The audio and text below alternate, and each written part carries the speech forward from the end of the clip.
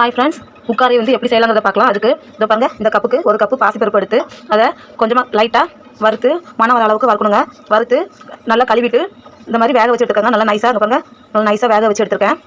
அதே இதில் இதை பாருங்கள், இந்த கப்புக்கு கால் கப்பு ரவை எடுத்து அதுக்கு ஒரு 3 ஸ்பூன் நெய்யுங்க. இந்த ஸ்பூனுக்கு 3 ஸ்பூன் நெய் எடுத்துருக்கேன். எடுத்து லைட்டாக வாசனை வர அளவுக்கு வறுத்துக்கணும். இது கொஞ்சம் நெய் கொஞ்சம் ஜாஸ்தியாக விடணுங்க. இப்போ இந்த ஸ்டேஜில் கூட ஒரு ஸ்பூன் நெய் விட்டுக்கலாம்.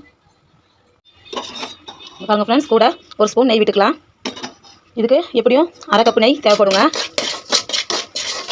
போதும், இந்த அளவுக்கு வறுத்தா போதும். இப்போது நம்ம 1/4 கப் தேங்காய் போட்டுக்கலாம். எந்த கப்புக்கு நம்ம பாசிப்பருப்பு ரவைலாம் எடுத்தோமோ அதே கப்புக்கு அரை கப்பு நெய் எடுத்துக்கேன். நான் அதை கொஞ்சம் கொஞ்சமாக சேர்த்துக்கலாம்.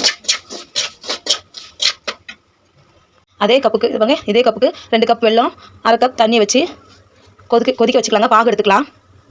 பாருங்கள், பாகு எடுத்துக்கலாம்.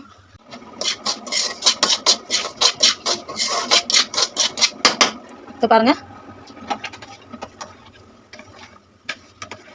இது வெல்லம் கரையிற அளவுக்கு கொதிச்சா போதுங்க. இப்போ இந்த ஸ்டேஜில் நம்ம வேக வச்சு எடுத்தோம் இல்லையா, அந்த பாசிப்பருப்பை சேர்த்துக்கலாம். பாருங்கள் ஃப்ரெண்ட்ஸ், நல்லா மிக்ஸ் பண்ணிக்கலாங்க. ரவை, பாசிப்பருப்பு, தேங்காய் இது 3த்தையும் நல்லா மிக்ஸ் பண்ணிக்கலாம். இந்த ஸ்டேஜில் கொஞ்சம் நெய் விட்டுக்கலாம்.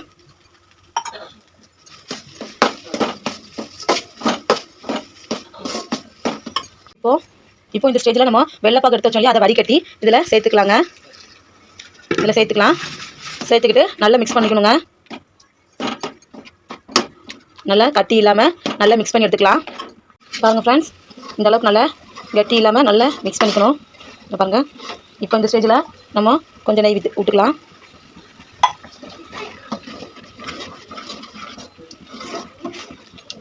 கிளறிக்கிட்டே இருங்க, கைவிடாமல்.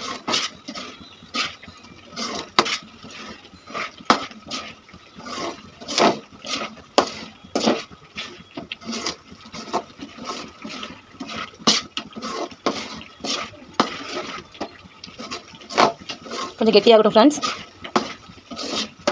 இந்த ஸ்டேஜில் ஒரு ஸ்பூன் ஏலக்காய் தூள் சேர்த்துக்கோங்க. ஏலக்காய் தூள் சேர்த்து நல்லா மிக்ஸ் பண்ணிக்கோங்க.